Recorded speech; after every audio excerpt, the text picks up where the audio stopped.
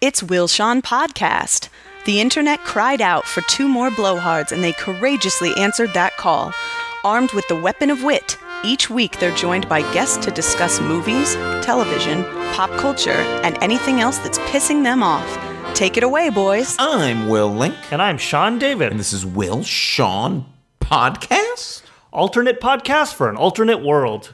How you doing, Will? I'm exhausted today because although this will be coming up a couple of days later and we're going to do a whole episode on it, like a fucking idiot, every year I like to wake up and watch the Oscar nominations. Yeah. Like as if I have something invested or any control over them either. Yeah, I'm like, I have to see. Like maybe I got nominated this year. No. Who did like Dev Patel, not me. So I did that, and then I worked all day, and then I came here, and I'm exhausted. Well, it was good planning. You know how I found about the Oscar nominations? When I woke up at 6:45, and there they were waiting for me. Were they waiting for you in an email that I sent? It was in all the alerts that I got from all the various news sources I follow. So nope, not good enough. I need to watch it live. All right, good. So that means you'll just be on point, and it's more sparkling than usual this week. Yeah, always. So what is going on in the world of Will Sean Podcast? People. It's a new world out there. We all need as much entertainment as we can to distract us from the jackbooted thugs that'll be coming for us soon. So, to that end, need to make sure that you are all subscribed to Will Sean Podcast. Make sure you are following us on Twitter. You are liking us on Facebook, and you are telling your friends about the show. Okay. Whom else? There was some news of former guests that was exciting. Oh, yeah? Someone What did they do? Something exciting. Hold on, it'll come to me. In the meantime, I'll plug our friends over at the Off the Cuffs podcast. Yes. Who recently had a former guest of ours, Mistress Tetra Dominatrix, on their show. Did she call in or she called in because she lives 3,000 miles away. All right, I didn't know she was in there maybe for some sort of, DomCon or something. But... listen to their show. It was a good interview. I gave it a listen to. Okay. I got some shout-outs. We got some shout-outs in it. Excellent. So there you go. Did you remember what you... I did not. I'll remember in about minute 26. I meant to write it down. And who is our sponsor this week? Tired of hacking and chopping just to keep things trim and tidy? And how many times have you accidentally cut yourself while trying to achieve that perfect smooth feel? Well, worry no more with Jerry's Genital Razors. Jerry's doesn't just make the blade, they bought an entire factory in Sao Paulo, Brazil, the home of genital hygiene. Use the promo code WillSean to get $5 off your first razor kit, a specially designed curved handle engineered for those soft, round places, and a bottle of Jerry's Gel, soothing just where you need it most. Jerry's Genital Razors. Give yourself a hand. Hey, did you have some sort of accident recently? No. Okay. I was just thinking about all the other fine facial care products that advertisements I have to listen to on other podcasts.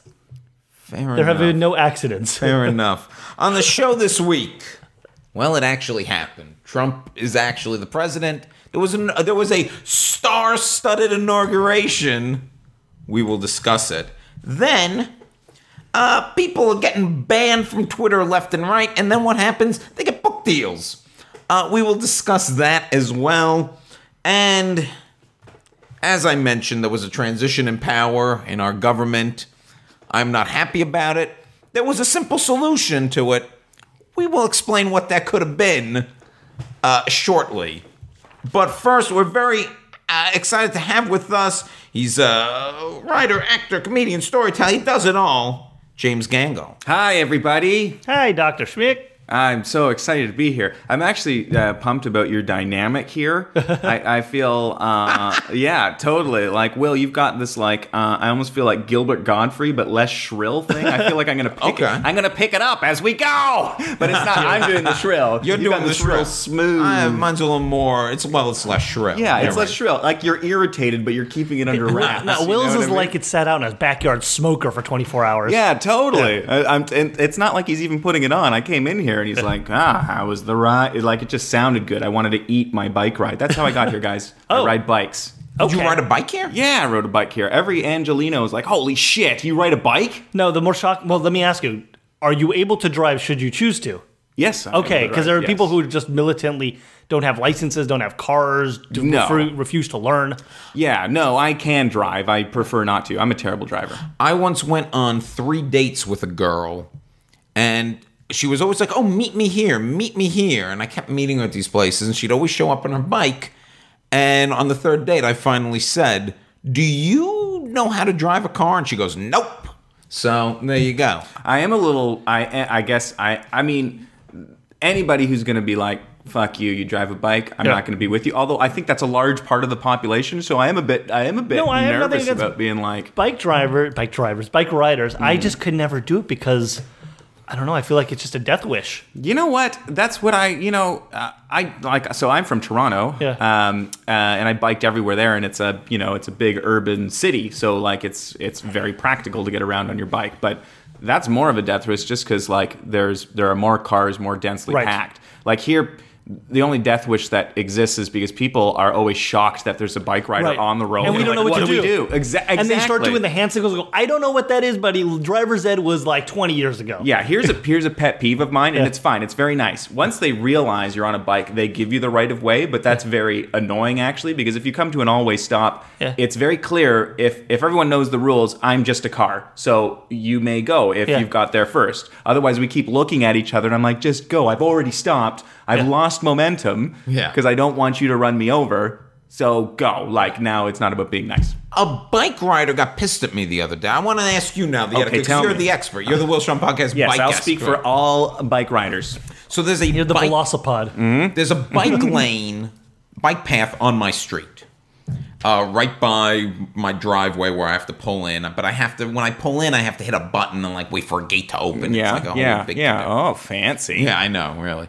And so I'm going to make the right to turn into that, but I see a bike rider, and I'm like, oh, well, I'm not going to all of a sudden cut in front of this guy. So I slow down, and I like kind of wait, and I wait for him to pass, and he shot me the dirtiest look, as if I was like he didn't like the way I was timing. How much room did you give him? I thought I gave him enough room. I wasn't in his bike lane. Yeah, I think. I mean, he should be able to drive past you on the right. So I think you did the right thing. As long as you gave him enough room, I don't know why he's giving you a dirty look. Yeah, maybe he was just an asshole. Yeah, maybe he's just an asshole. Some people are just assholes. Yeah. Did you call me a Velocipod? Yeah. What the fuck is that? I just laughed. Huh? What? Isn't that like a bike rider? I don't know. That's a big word. But I'll use it now, for sure. Let me confirm. Make sure it's not like a dinosaur with While wheels. you were confirming that, let's take a step back here. You mentioned you're from Toronto. Yes. We always like to get the guest's origin story. Great. So you grew up in Toronto. Yeah, in the and mean around. street. Mean Street? The mean streets of Toronto. Yes, that's right. The brutally mean, pretty polite streets of Toronto. They're clean. Yeah. I grew up in and around Toronto. I lived in sort of downtown proper for 10 years. Okay. And I started. I'm a comedy guy, but now I'm in film and TV, hence me being here. So did you start being a comedy guy in Toronto? Yeah. Like, what's the comedy? I mean, so many great comedians have come out of Canada, or comedic actors and stuff like that. But so what is the comedy scene like in Toronto as compared to, say, here in LA? Well, okay, so I would say this. In Toronto, so Canada doesn't have this, there is film and TV production, but a lot of it still is from the U.S., and they hire all the big U.S. actors and fly them up, and then they give bit parts to other Canadian actors. It's not all Orphan Black up there. Yeah, that's right. Our Orphan Black is the few and far between kind of thing. So I would say this. It's also, we can't just come down here and work, right? We are immigrants. I need a green card to, be here. And that's hard to get. So in Toronto, the comedy community is extremely deep because you have all these extremely talented people that don't really have anywhere else to go. Kind of stuck. Yeah, more stuck is a really I mean, that makes it seem like you don't want. Yeah, it's like a shitty way to put. Not that you're trying to be shitty. It's part of you have limited options. Yeah, I mean, and in that it's awesome because it's very competitive. It's extremely deep. You can go on Monday to any improv. There's improv. There's 20 shows every night. And there'll be great people on all the shows because it's flooded with talent. Whereas down here, all the superstars are here, but they're not out there every night because they've got, film and TV jobs to get to. So, just to circle back, Velocipede is those old-timey bicycles with the big front wheel. Velocipod was the scary spinning blade thing on the island in the Pixar's The Incredibles. See? I was right to call you out. I knew there was something having to do with... I was close. The fact that you pulled either one of those words out is pretty incredible. And now I will get it wrong as well in the future. Yeah. So then at what point then did you decide to leave the deep bench of Toronto comedy and come to Los Angeles? Well, I mean, I wish I could give my origin story to say I'm such a risk taker. I'm not. I'm totally not. So I got this kids' TV show called Androids, and I had a couple of years where I made good money. And I thought, oh, you know what would be great? This was in Canada? Yes. Okay. Is if I could draw down my tax burden with some more expenses. So I hired a immigration lawyer in LA, and 2 years later my green card came, and I thought, oh shit, now what do I do? Now you're here. Now I'm here. Wait, so this was in Canada. You hired an American immigration attorney to help you? Yep. Okay. Got it. We were looking at your IMDb page, and Androids. Yeah, that's right. It stood out Okay. to us. It seems like it was a popular program. it- What was it about? It's about this girl genius who builds... Named Anne? Named Anne, who builds androids in her dad's junkyard, and I'm her dad. Okay. And I talk like this, and I'm very nervous about things. That's kind of the deal.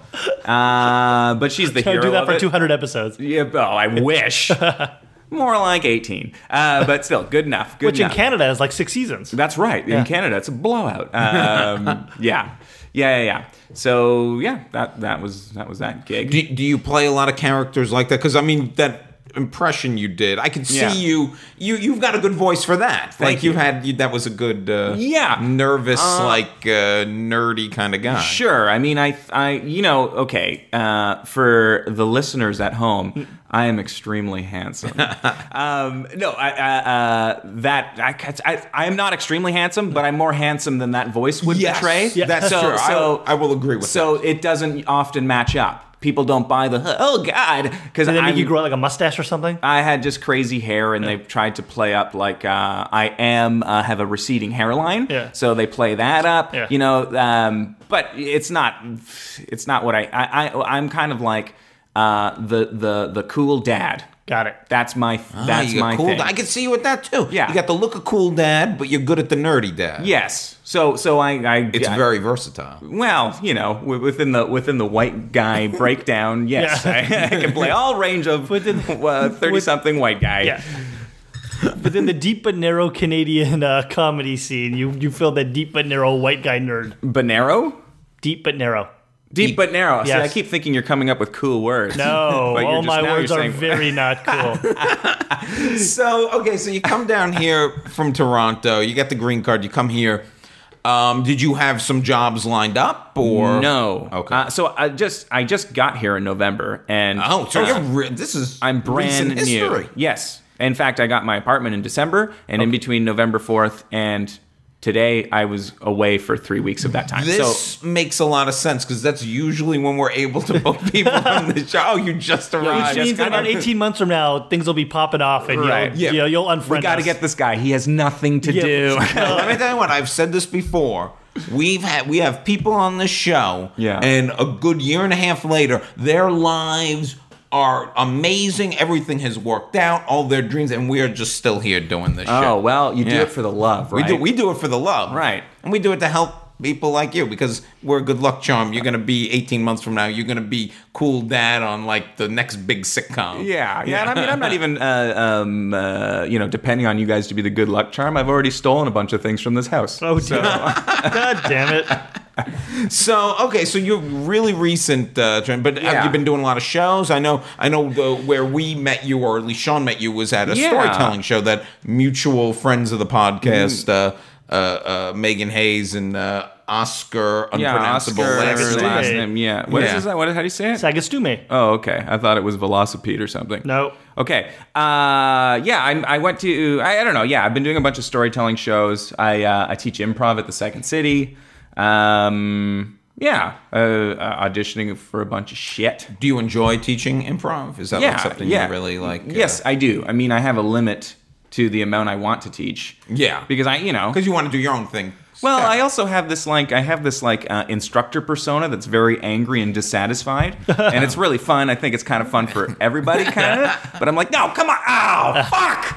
And you can only do that so much. Yeah. Like I once taught 2 classes in a row like that, and I swear to God I was going to have an aneurysm. Like, I was seeing spots. I gave myself a migraine. But is it because you are frustrated that with what you're seeing, what they're doing, or is that part of a character you're kind of putting on? It's an instructor persona, I would say. It's kind of like I tell everybody they're garbage and that I love them at the same time, and it's like I want to give as much energy as I expect. The nature of it being improv, then, do a lot of improv instructors put on like a persona? Like, are they acting while teaching? I'm not. I'm not acting either, right? It's like it is like you're still doing the job, but you're putting on a look. I got my radio guy on right now. Yeah. You know, this should be no secret to any listener. Yeah. I'm not this fucking tuned up, and we're just sitting here having a tea. You know. Well, you brought your own water. Yeah, you didn't trust my own water. My tea. No. If you were drinking this tea, you'd be tuned up.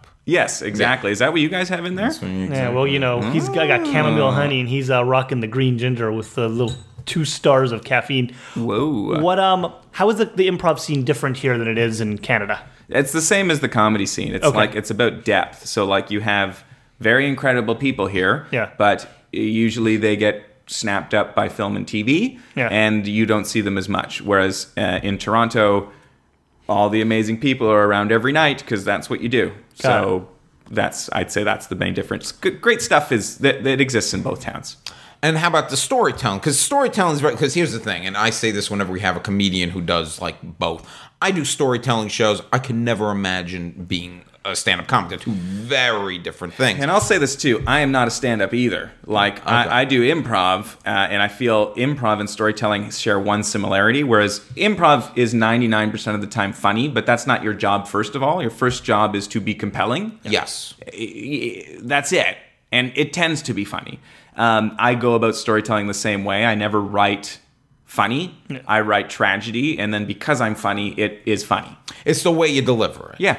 Yeah. Yeah, exactly. I wish I had seen it, but Sean, you were telling me about a great story. The story you told about a Tinder match that you hoped would be a one-night thing that turned into some endless relationship that spanned years. Yeah. So it was very, very funny. If you could tell that just briefly. Yeah, sure. Well, I mean, basically, I was in love with one girl in my life, and I knew that I loved her because when I said I love you, she didn't say it back, and I didn't care. Yeah. You know, my love was independent of her love. I loved her, and then I just felt free that I had said it. It didn't work out. That's fine.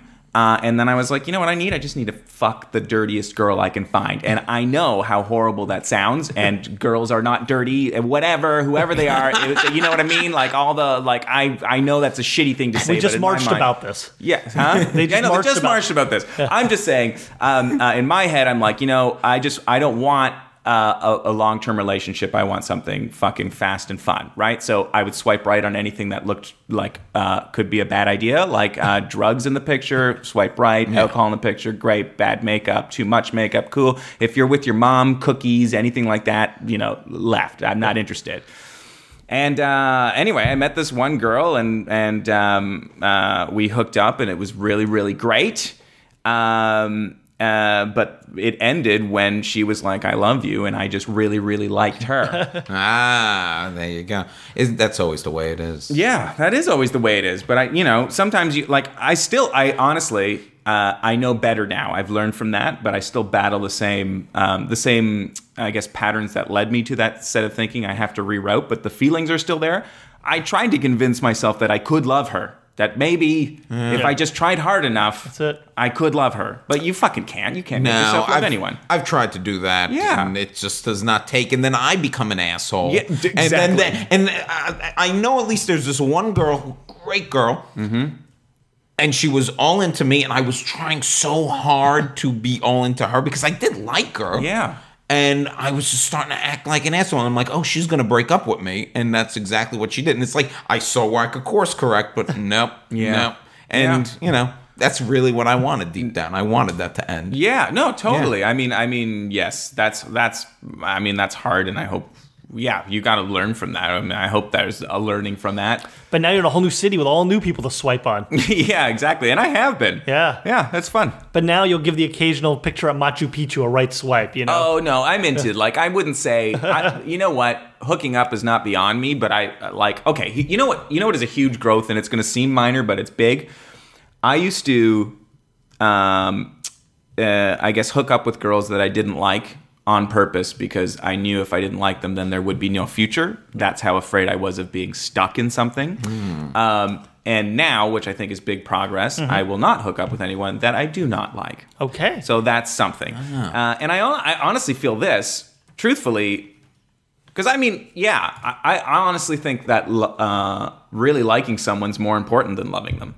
Like, because if you really like them, that might turn into love. Yes. If you don't, you still have someone you really like. Like, you might be friends.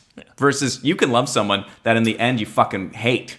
You know, that it's very hard to turn I really genuinely like you to hate. But you know what? I think Just not trying hard enough. I think a problem that a lot of, and I've noticed this in people I've dated and stuff like this, and friends of mine who date because they're human beings and we date people.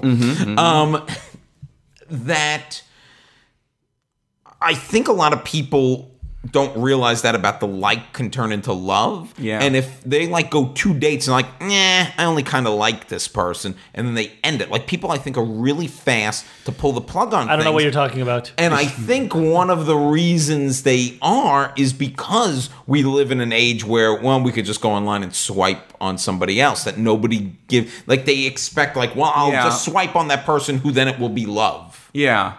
Well, okay. So, in the past, I've also been, I'm just working this out. Like, as we speak, guys, it's really hot off the press. But we're going to solve all your relationship issues. Fingers tonight. crossed, man. No, it was very easy for me to say what I didn't want versus what I actually want. And there's a few things that I'm nailing down now. So, like what you're saying, like, you know, people are quick to say after 2 dates, forget it. I don't think there's any shame in, like, following your dick or your labia. You should want to fuck the shit out of the person you're with. I think that's awesome, and you should want that. And if you've gone out a few times and there's no chemistry, you might be friends, but if already you don't want to fuck the shit out of them, that's a problem. Right. And I grew up extremely Catholic, so I felt super guilty whenever I just wanted to fuck the shit out of them. In fact, that would mean, oh, this person can't be right. You know? If they're right, I won't want to touch them at all. You're still in the process of unraveling a lot of naughty formative issues.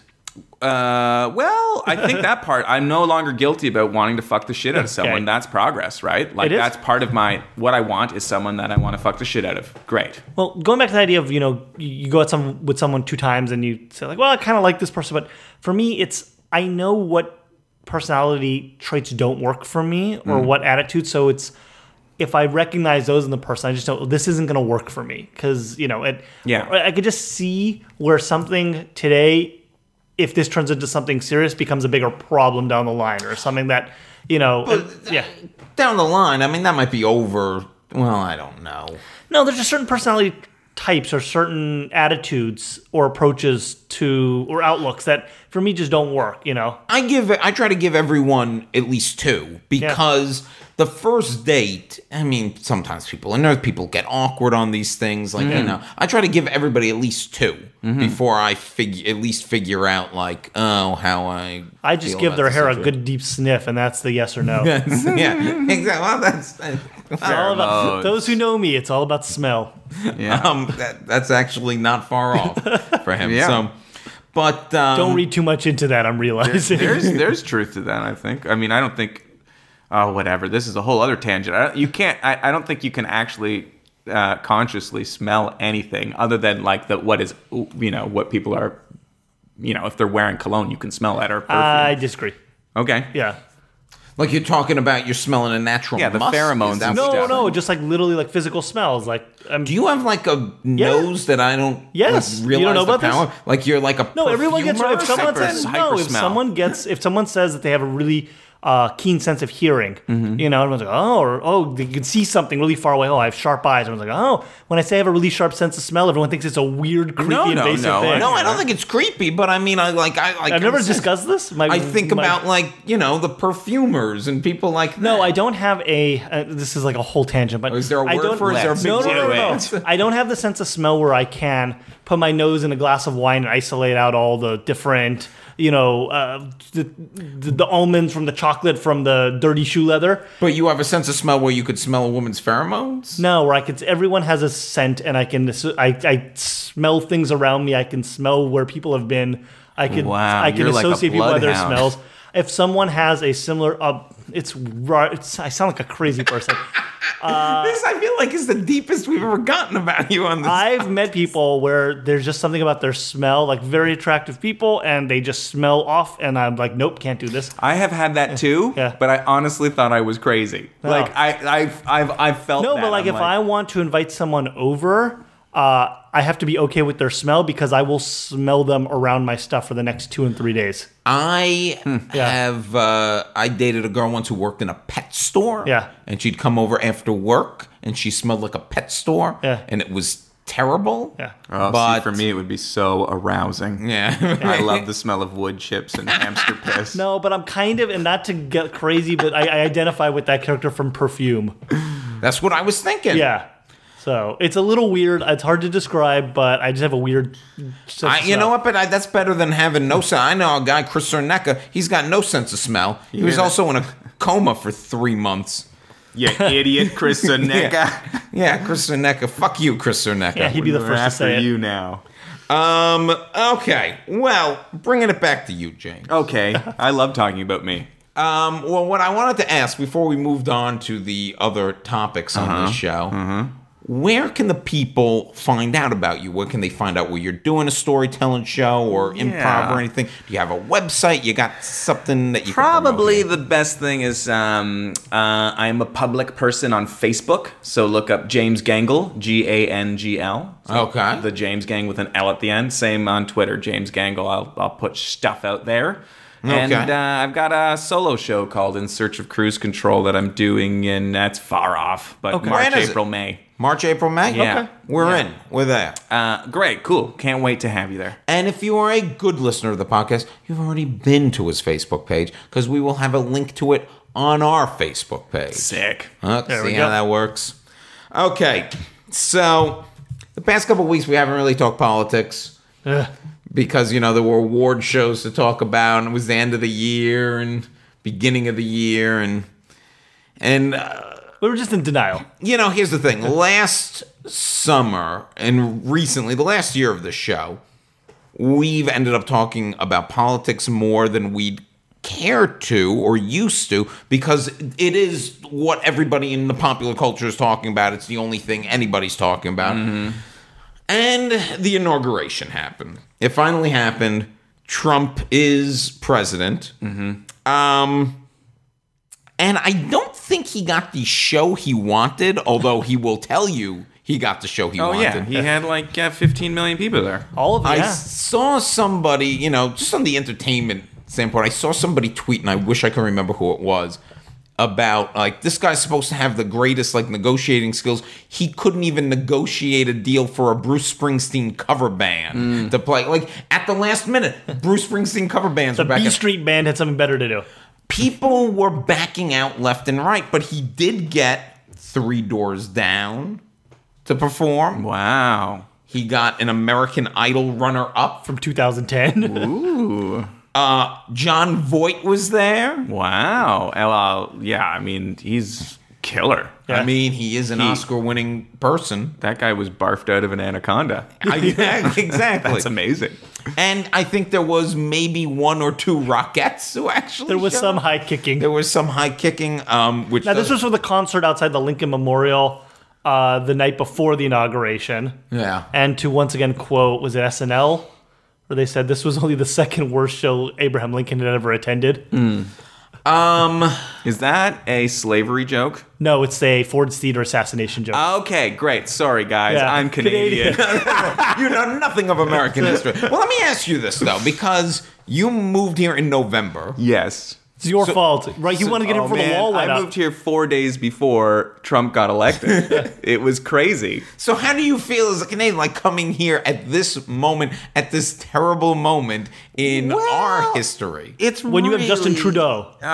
It's really weird, man. Like, I'll say this. Like, I think I'm allowed to have a little distance for a while because I just got here, right? So for me, look, I'm also in like LA, which is, you know, left-wing central, right? So I'm with my people already. But it feels like if I were an American, I'd be very embarrassed, period. Yeah. That's what I feel. But I also feel this distance, like I still feel like, holy fuck. I got my health care. I just need to catch a flight to Vancouver and I'm good. Yeah, that's true. That's true. Although I am freaking out. I have to sign up for this Obamacare before it's gone. I do, because if something happens here, I'm fucked. I mean, I guess California, we're going to keep Well, having now the our discussions are that they throw it to states. California is large and robust enough that they can maintain their own insurance, internal insurance market. They could just cut a deal with Kaiser, who's already a California juggernaut, and figure something out within the state. But that doesn't, fine. That only takes care of California residents. Now, let me ask you a question, James. Back to the show. Back to the big inaugural let's do it. show. So let's say you're a member 3 doors down. Yes.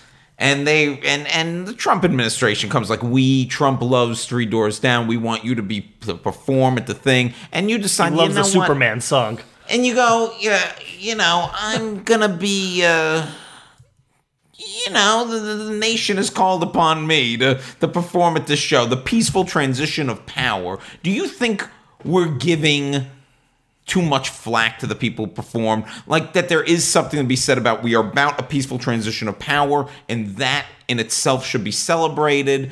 Or should we be like, fuck you, 3 doors down, this man is a fascist? Well, like which way do you fall on this argument? I mean, I think there's a lot of things that come together here, okay? Like Michael Jackson might have good chance he molested children. Did he write some good songs? Yes. Do you listen to them? I don't know. Like that it feels like a very similar decision. Like if I were in 3 doors down, who are supporters of him, by the way. Yeah. They have the same politics Okay, as well, him. in this scenario, it's like, okay. Of course you do then, right? But I don't think, oh God. I mean, how is 3 doors down career going? I don't know. Like if I'm thinking, I don't want to be in a spot that promotes Republican politics, let's say, but I also don't blame anybody who really needs the money. What if you're Spinal Tap at the county fair? Do you do it? So I think part of the reason, beyond just the politics, there was the reaction to the man himself and his whole vulgar persona. And the idea was he wants this big show so he can talk about how he had the biggest party and the biggest star, so we're not going to give it to him. We're going to deny him the spectacle that he wants. If Jeb Bush had become president, no one would have shit on the Rockettes for going. No. Yeah, for sure. No one would have shit on 3. You'd probably have better acts than 3 doors down. Yeah, for sure. So, I mean, it is really... That's the thing. This man is so uniquely horrible. But then some other people were getting backlash for showing up at the inauguration, not performers. For example, the Girl Scouts got a lot of backlash. Now, this is the tough position and the embarrassing position our country's in. Every year, the Girl Scouts or not every year, but every 4 years, they attend the inauguration because they want to show young girls how the process works, get them involved in the process. For better or worse, this is the process. This is the man who was elected. So I feel bad for the people who were. You don't? No. I think it's way different. Girl Scouts have to go. Like honestly, they have to go because they need to earn that badge. But but they gotta push boxes. Okay, that's right. They don't get to leave DC until they've all sold 100 boxes. Moved a bunch of peppermint fucking cookies. Yeah. No, I think they have to go because this is it. Like. I'm sure Girl Guides get a whole bunch of money from the government, regardless of not for long. If it's is that right? No, I mean, who knows? know. But I would imagine it, regardless if you're Democratic or Republican, you are going there to support whoever is in power that feeds you. I don't think there's I don't think there's a lot of shame in that. You want to keep that relationship going. It's learn about and be part of the system and learn about the system. 100%. Like, I think that's good, but all of a sudden on Twitter, everyone was like, "Fuck the Girl Scouts." And I'm like, I thought that was bullshit. Yeah, that's bullshit. You could say "fuck Three Doors Down," but not the Girl Scouts. Yeah. Well, and fuck Three Doors Down, because that's it. Like, unless you look, let's just say Three Doors Down, they don't need the money. Like, they are killing it. They don't need any money at all, right? Let's just say they're fine. Then you can say fuck them, because then you're saying I'm choosing to make this event real cool. But nobody's like, oh fuck, the Girl Scouts really could have made a statement. That's bullshit. I think the statement is like, hey, we want to keep surviving and we require a relationship. It's like if Trudeau, our prime minister, said, you know what, fuck Trump, he's an asshole, I'm not talking to him. Who's he serving there? Yeah, he can't do that. Yeah. Well, he's going to be coming to town soon. He is. Yeah. He can't wait to work with Originally, Trump wanted tanks and missiles and to be paraded down the street. Really? Yes, and the military's like, we don't do that. Yeah, that's like a dictator in Russia. Like in Russia. Yeah. Like a May Day parade. Yeah, exactly. And the military is like, yeah, no, you got to fly over. What the hell is going to happen? Oh, it's day 5 though, so it's all good. Okay, and then the next day, he gave his big speech. Awful 16-minute speech. Oh, wait, you know what? I wanted to ask you one more thing. Let's pretend you were a fan of Three Doors Down. Yes. Ahead of time. Would you then would you stop listening to their music? Would you, do you take that big of a stance when it comes to, the art and the artist? For example, Jon Voight, I like a lot of Jon Voight movies. Yeah. I'm still going to watch Midnight Cowboy. Yeah. Yeah. No, I don't think I would stop. I mean, I think I can separate that. Like, if you, I don't know, if you still jam to that song, you jam to that song. No one jams to that song. Huh? No one jams to that song. No one jams to that song. But let's just say, no, but and I feel like so much with music and art, it's like, it becomes your experience, right? If you totally made out with your dream girl to, what's their big song? I think Kryptonite. The Superman song. That Superman song, then, it's your song too. It's not just their song. Yeah, that's true. There you go. Yeah, it transcends them. And no longer, they do not have complete ownership over it once they put their art out into the world. Their art. I agree, and it's stuck in your synapses, and you have your own memories. But how would you feel if Nickelback had performed at, No, nobody enjoys Nickelback. Sean, what did you think of the American Carnage speech he gave? I didn't listen to it. I read clips later. I think it was the darkest speech in American political history. And it bode well for where we're headed. It sounded like something like the Lord Humongous from the Road Warrior would be screaming. It really did. Yeah. Okay. Well, today he threatened to send the feds into Chicago if they don't get their crime under control. Jesus. Okay, so then the other fun thing that happened at the inauguration or on the inauguration day was a Nazi got punched in the face. Oh yeah, that was what's that guy's name again? Richard Spencer. Yeah. He's a white nationalist. He says he's not a Nazi. No. But he doesn't like anybody other than white people. White people. Yeah. And then when you know what you like, you stick to it, stick right? with it. Yeah. It's like he's got he's hoping that will one day turn to love. Yeah. See? Or not liking. What a sweetheart. I think it was funny that a big debate began online of, is it okay to punch a Nazi? Which I think most of us fall on, yes, it's okay to punch a Nazi. But I ask you, James, is it okay to sucker punch a Nazi? I'm going to say, no, it's not okay to sucker punch a Nazi. Because, fuck that guy. But at the same time, I think, it's up to us to be better people, basically. And sucker punching anyone is fucking, that's illegal, period. You know why we shouldn't hit our kids? Because because that's illegal. You can't hit adults. Yeah. Why should you hit kids? I think go ahead and punch a Nazi. It's going to make a great meme. But I think there are I think people are. I can understand being so pissed off. You sucker punch a Nazi, go for it. But at the same time, I would not be mad at that guy being charged for assault.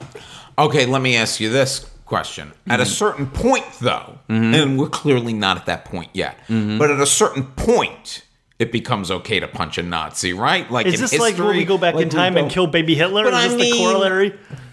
If things start to get really out of hand, and I don't know what I'm suggesting here, But if things start to get really out of hand and there becomes some sort of fascist white nationalist movement, I mean, don't we have to, like... I mean, it's the line from Manhattan when he's talking about going to the rally, and they're like, oh, there was a devastating op-ed in the Times about that. And he goes, yeah, but sometimes bricks and baseball bats really make a statement when it comes to Nazis. I mean, I get it. This is the scary thing, okay? I don't want to blow this out of proportion, but, like, I get that, like, okay, here's the pros of being able to be emboldened to punch Nazis. Because then maybe Nazis are going to be afraid of, spitting out their vitriol. Great, I get it. Cool, that's a benefit. But the other side of it is like, okay, you know who also employs those tactics? Terrorists blow things up to instill fear. It's like, I get it, sure, but like, I'm at what point do you start losing sympathy for the perpetrators of violence, regardless of, who they're... The very fact that we're having a debate about this in 2017 in America is a huge issue, and a lot of people felt that way. So there was a march. Then Saturday there was the Women's March. Did you go to the march at all? I didn't. Did you? I got kind of boxed out from going to the march. I showed up with some people at the North Hollywood subway station, and there was a 2-hour train wait to get down there. I mean, you couldn't even get in the station. It was now, if you had a bike, see, could have been right there. Biked right down. Did you bike to the march? No, I didn't. And then we were like, oh, let's take Uber. And then Uber's like, well, that'll be $100. And we're like, fuck you, Uber. Yeah. You know who you should have called that doesn't do surge pricing? Probably a traditional cab. Yeah. Oh, yeah. Didn't occur to anyone to call it actual cab. So here's what happened. There were so many people at the North. There were hundreds of people at the North Hollywood station like, what are we going to do? Then people were like, oh, let's just fucking march here. Yeah. So there were hundreds of people just going down Lancashire, which I was part of. Cool. So you were at a march? So I was at a march, but I feel like I was like at the half-assed march. Yeah. Well, I was even at a more half-assed march. I was with 3 of my buddies at Topanga. Feeling bad about not being there. No, I couldn't go. I had pre-existing commitments with people, and we talked about the march, though. There you go. That's good. Great. So how about us 3 white guys? Let's solve this. Talk about the women's march that none of us got to. None of us technically got to. But, I mean, I just hope that they keep this up because it clearly gets to him. Like, he's clearly bothered by this stuff. Yeah. Because then he has like his press secretary come out and scream at everybody. Well, it's the only thing he understands too. He understands spectacle. He understands TV. He understands, images. So there's a lot of talk about organizing a huge march for Tax Day, April 15th. Yeah. Because the man never releases taxes. That seems like a good idea to me. Yeah, I'll go down to that. Yeah, that's cool. But I just get there early though. Yeah, I'll get there earlier. Well, I like that people are really pissed off. That's great. I mean, I think but what does it translate to is the next step. It's one thing for everyone to come and make funny signs and wear peak hats. But, the question now is over the last couple of days, what is this? How does this turn into sustained action and what's the next step? Hopefully it turns into people actually going and voting in midterm elections. I think that's the big thing. Right, but okay, so in California we had 750,000 people, or at the march. Well, California wasn't the problem. Probably the people that were there were already people that voted for Hillary Clinton. And, I don't see how this is going to necessarily convert people over. I think where you convert people over is by pressing on his policies, the failure of his government, the failure of his ability to come through on things. So, the marches, I think, just polarize people more. I think it was good to see, though, that there were marches in a lot of, it wasn't, L.A., we have more people. It was a bigger march. But, there were marches in every state, to some extent. So, I think... I don't know. Well, here's the thing. In the next couple of months, people are going to realize shit is getting taken away from them. And they're going to act all shocked like they didn't, this wasn't something he said he was going to do. They're going to be upset that they can't afford to, pay for their, cancer treatment. And then people are going to start to get angry. But it sucks that it came to this. Speaking of people angry, man, assholes are getting banned left and right from Twitter, which is another thing that, is, I guess, good to see. I don't know. Are you just trying to get yourself banned from Twitter? Is that the hope here? Maybe. Well, a couple of days before the inauguration, Martin Shkreli, that guy, everybody's favorite, he got banned from Twitter from harassing Lauren Duca, who is the teen Vogue writer who wrote that great piece about like how Trump is gaslighting the country. Also, the bad guy in Attack of the Clones. And that is like kind of a Wow, he's multi-talented. But so she wrote that, and Shkreli really, like, he had sent her a message like, want to be my date for the inauguration, and she was like, I'd rather eat my own organs. And then he put together really creepy photo montages where he took pictures of her and her husband and put his head over her husband. Who hasn't done that to get a girl's attention? But that was kind of his. But you know, it's So he knew she was married. Yeah, And that was kind of his attitude, though. Like, hey, how's a guy supposed to flirt with a girl these days? Like, I just asked her out. Like, what? And of course, a whole bunch of people were giving her shit, and then Twitter banned him. They kicked him off Twitter. Yeah. Twitter made the decision, we got to get rid of this guy. We had a similar thing not that long ago with, oh my God, you're going to make me pronounce this guy's name? Milo Yiannopoulos? Is that how you say it? Yeah, good enough. Anyway, he was the one who trolled Leslie Jones big time on Twitter. Oh, yeah. The Breitbart writer. And he got a book deal out of it. Wow. Like, basically, because he is, you know, he's another one of these Nazis. Yeah. Nazis are very hot Just wait till right Richard now. Spencer gets his book deal. Well, yeah, and that's the thing. Richard Spencer got punched. He's probably going to get a book deal, too. Or at least a sit down on 60 Minutes. Yeah, for sure. Okay, so now let me ask you this. Yeah. I think it's, you know, we can't, Twitter can do whatever they want. They're a private company. They want to ban someone who's harassing people. I say that's fine, although I guess someone could argue it turns into a slippery slope at a certain point. But there's clearly a market where people want to read Milo's book, his, I'm certain, hate-filled book. Yeah. That Random House was like, well, we'll publish it. I mean, what do you think of that? I mean, at what point does a publishing company have to make the moral decision here? Or do they just have to, if there's a market for it, we are let's just do it? Yeah, no, I don't think they have to do that. I mean, I don't know. Like, again, like, this is it, right? Like, if your family's starving, can you steal a loaf of bread? Yeah, probably. But like, I don't know. Like, is this book gonna make or break Random House? No. I mean, fuck it, man. Like that feels like an easy stand to take. So why do they do it? Because they know they're going to get more backlash probably than it's worth. Like, why would they? I mean, they know who the guy is. Yeah. Sean? I don't know. I think they should ban everyone from Twitter. As someone who's trying to get a book published, I want to know why they gave. I think you this should start coming Nazi a after. book. You gotta. Let's see. Who can you come after, Will? Oh, that's so. If I should start harassing, so okay, wait, no. Who do you come Yeah. after? Who are we gonna harass? But wait a second. Yeah. Isn't this exactly what people are going to do now? Yeah. Well, they see it works. No, but these people already had profiles before. I feel like Milo Yiannopoulos would have gotten a book deal regardless of getting banned from Twitter. They were already out in the news. They were public figures. They were making a lot of noise. There was clearly a market for their crap. So I think that would have happened regardless of it.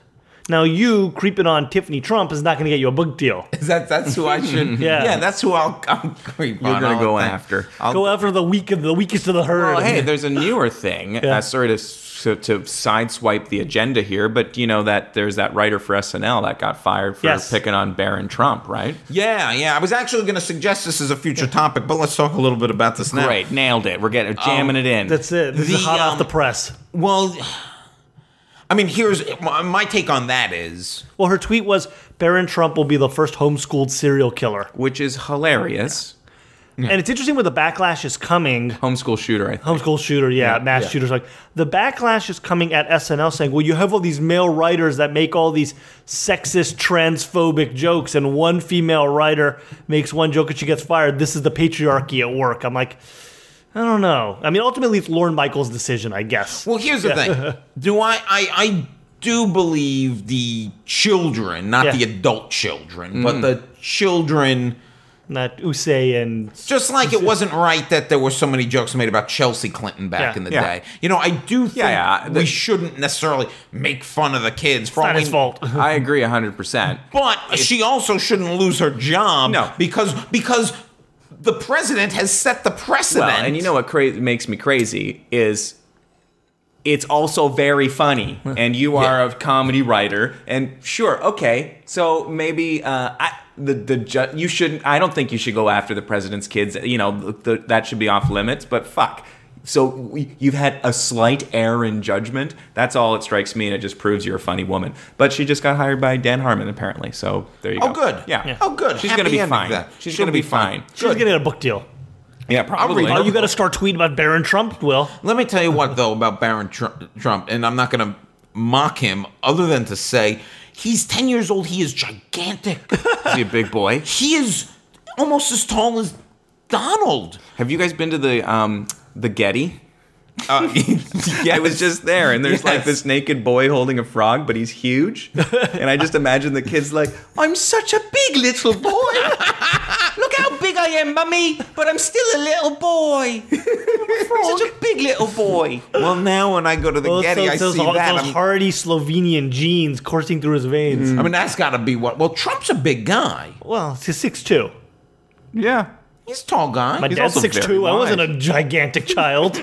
Yeah, he's no kid from the Getty. Yeah, he's so kid for the Getty, seriously. Because, you know, Barron wouldn't just be holding that frog. He'd be tearing it to pieces. Whoa! All right, well, as we've talked about this whole episode, this week we saw, for better or worse, the foundation of our democracy in action, the peaceful transition of power. And to that, I say, that's a bunch of fucking bullshit. Barack Obama should have seized power and demanded a third term for himself to save us from ourselves. Now, hear me out there. There was that documentary. There was that, what's that idiot guy, that guy who makes all those D'Souza. Yeah. Dinesh D'Souza made a whole documentary about how in 2016, Barack Obama is going to seize power. He's going to take, people for years have been saying he's going to come in, he's going to take our guns. Obama should have taken the guns and then had the military roll in. I haven't read the Constitution, but I'm sure it's in there that he could just do this, right? Because that's what the Dinesh D'Souza documentary said. It said he was going to roll in and seize the power. I want fucking tanks in the streets. I wanted Black Hawk helicopters outside Trump Tower. We got drones. Drones couldn't kill. They can kill one goat in a crowded Afghan market, but you couldn't take out one orange-skinned monster. This is bullshit, and you know it, and that's why you, former Commander-in-Chief Barack Hussein Obama, are this week's enemy of the podcast. Go fuck yourselves. It didn't have to be like this. You could have taken the power. You had the whole military, and you blew it. You fucking... The second Hillary lost, the tanks should have rolled in. And you know what? I would have been right there with them. Save us from ourselves. He didn't do it. Book deal. What's... Sean, we've been talking about this a little bit. What's next for Barry O? Barrio's going to lay low for a little while. He's going to get some golfing. I bet he hasn't even turned on the news in 4 days. He has no clue what's going on. I was trying to picture today, too. I think... I don't know. I would imagine I'd be watching all the late night things to see funny jokes about Trump. I'm sure he hates his fucking guts. It'd be great to see the best comedians. Right, but it's such an interesting position because he knows all the secrets. Like, he knows everything, and he knows how things can work, how things can work, and he knows all these people intimately. He knows all the people in the government. Maybe one of the reasons he was so reassured when he was coming out of there is because he had conversations with people that were going to have to deal with this guy and who were the ones who were actually in power. Well, he also knows Trump is going to fail. Like, I feel like there are fail-safes set up here, like with the healthcare, for example. It's going to be horrible, but I feel like it's been set up that once they repeal it with nothing, that it's going to eventually blow up in their face. I mean, I'm talking a long game here, like things will be better in 20 years. No, but Obama's always been a long game thinker, too. Yeah. He's never been a short-term guy. And I think that's, I think he's disappearing. I think he's going to come back, or he's going to slowly reappear on Twitter. He's going to, Well, he's going to be involved in the. He will be. He's the only still hope for the Democratic Party. Have you ever signed up for the Obama Foundation? Start following all that. Oh, I have. You got to start following all that on social media. I feel like you had a thought you were about to say. Well, I mean, the only thing I'd say is I tend to agree with all you guys. Trump's an idiot, but there's big global economic things that shift that have very little to do with one president's power. So, let's say things we are not foreseeing go well for the world economy, that will be attributed to him, whether it was Trump making that happen or not. Well, even the fact that we've had the unemployment rate keeps going down, it's probably going to keep going down for a little while, and Trump's going to take credit, even though in a weird, they're fake numbers.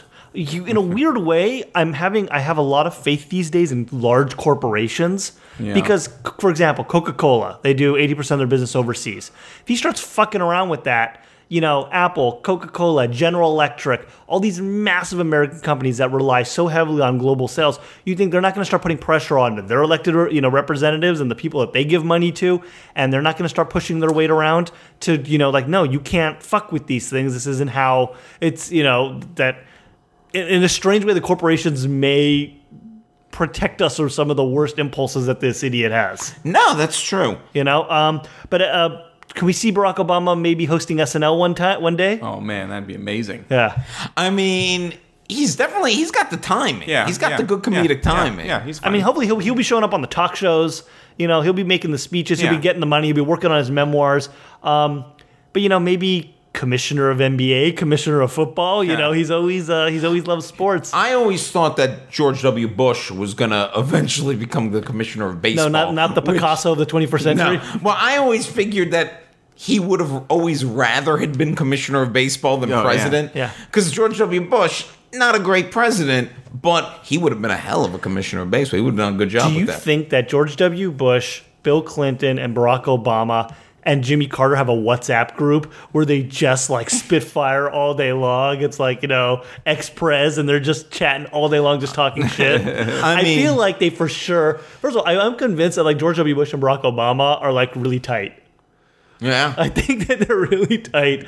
Did you see what Trump said about the letter that Obama left in the desk? No. Amazing letter, wonderful letter. They're not showing it to the press, because that would give Barack Obama credit. They're not showing the letter to the press that he left him. Well, I'm sure it was Probably the nuclear codes Nice. were 1122 Cordial. 334455. Yeah, I'm sure. I mean, Obama's a classy guy. I mean, exactly. It was so fucking sad to see him have to ride to the inauguration with a man who questioned his legitimacy as president. And then when Melania gives Michelle the big Tiffany's box, and she's like, what the searching fuck? for a place. And what was in that Tiffany's box, by the way? It was the big box, and you open it, and it was probably filled with the packing paper, and inside was the little keychain that you'd get for someone for a corporate Christmas gift. That's all that was in there, or a paperweight or some bullshit gift. Shitty. But they gave you the big blue box, so it looks like something really really fancy. Impressive. She's like, what am I gonna do with this?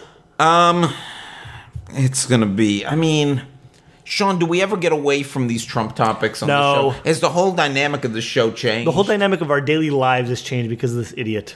We're gonna have to deal with this crap every day because it's gonna overwhelm the news as they try to make sense of it and make hay of it, and it's gonna squeeze the oxygen out of everything.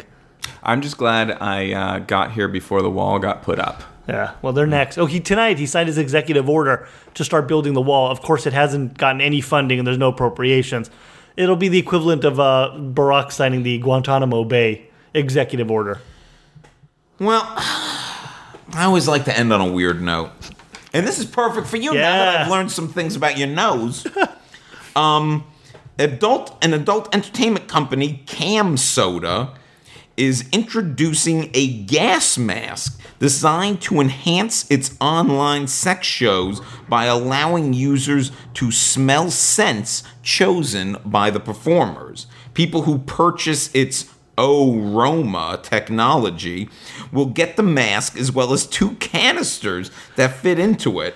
With the help of an app, the mask pairs with a Bluetooth on the user's smartphone. Then the user can watch a cam performer in virtual reality and experience the odors they've chosen from their own personal scent profile.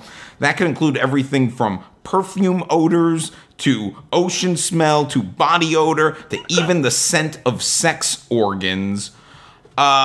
James, do you want to smell your porn?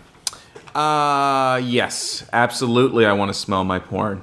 The dirtier, the more visceral, the better. Yeah. You know what's going to happen with this? You're going to be naked with a gas mask, with 2 canisters, with a dying Bluetooth signal, dead with your pants off. And they're going to find you that way with a smell because there's a toxin in there and you have an allergic reaction and you choke to death on the smell of. I mean, I jerk off with a gas mask on regardless well, of yeah. He's going to be like, why is this a problem? You Americans are weird. Yeah, what's the deal? Isn't that how you do it down here? No, I do not want to smell my porn. I guess it depends what it smells like. It's too in your face, though. It needs to be a little distant. If I could have something waft towards me gently, then I'd be a little bit more inclined. But to have it mainlined right to my nostrils... Okay, can I talk seriously for a second? Yes. If I could record the girl I'm with doing something dirty and smell her, the person that I'm with, that would be fucking amazing. That would be great. Well, I don't want to smell some strangers. The good thing about porn is that you get yourself off and then you can switch it off and you're done. And there's you're back a low to the football commitment. game. Exactly. But like, if it could be the person I'm with, it would be like Well, that's almost romantic. Yeah, the more visceral the better. Now, So if there was a way to capture their scent then in some sort of like a contact paper that you then mail in somewhere and they'll turn it into a scent. Oh, I like this idea. Just let me rub this. You can get those while things. they sleep. You just rub it on their hair. This is gonna be creepy because you're just gonna go up to like girls and be like, "Oh, do you mind like?" They touch the paper and then.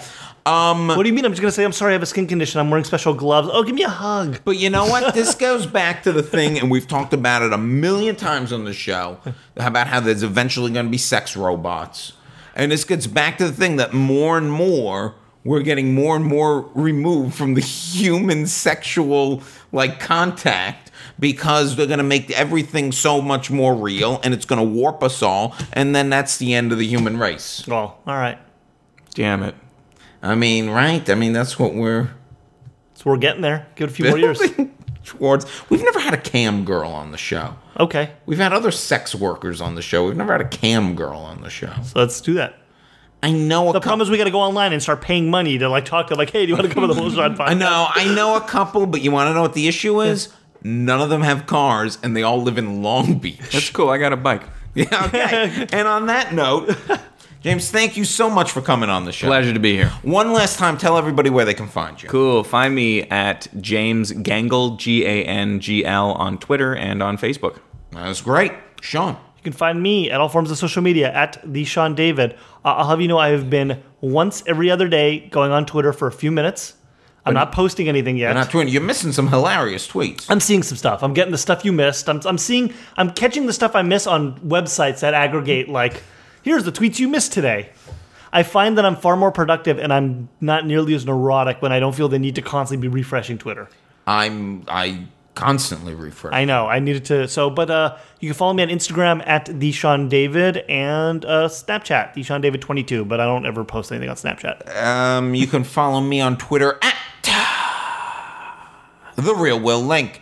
I keep saying this every week. I got to get out there and do some more shows, but I've been writing a bunch of shit and living some sort of unproductive life. On the show next week, we have Ravi Naidu. Am I pronouncing his last name? Ravi or Naidu? I think so, yeah. Okay. You know better than I do. I've met him.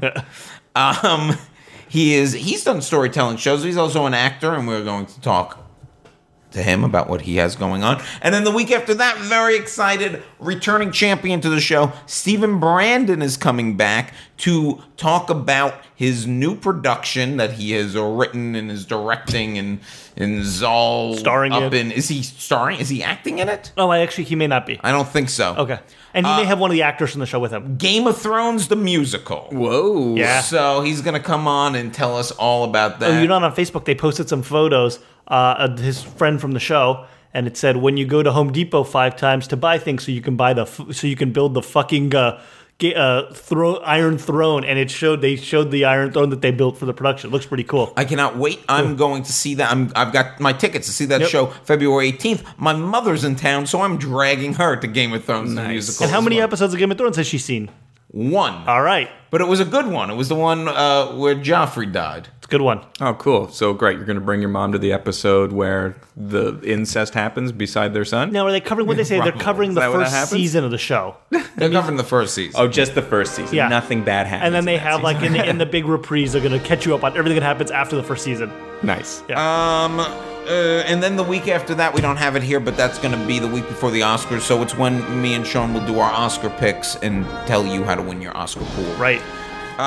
Thank you so much, James. Hey, a pleasure. Thanks, guys. Thank you. And for the Will Sean Podcast, I'm Sean David. I'm Will Link. We're finished. We're finished.